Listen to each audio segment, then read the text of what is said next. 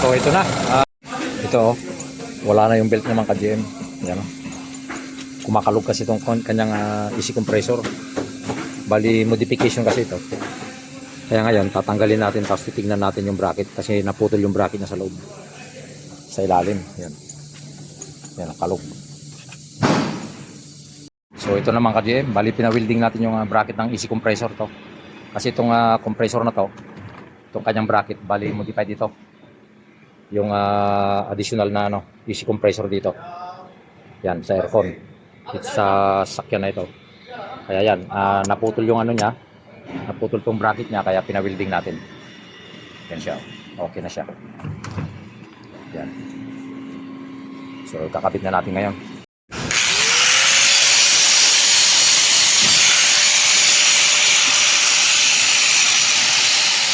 Yan, bali i-grenade natin yung mga kanto-kanto niya mga ka-GM.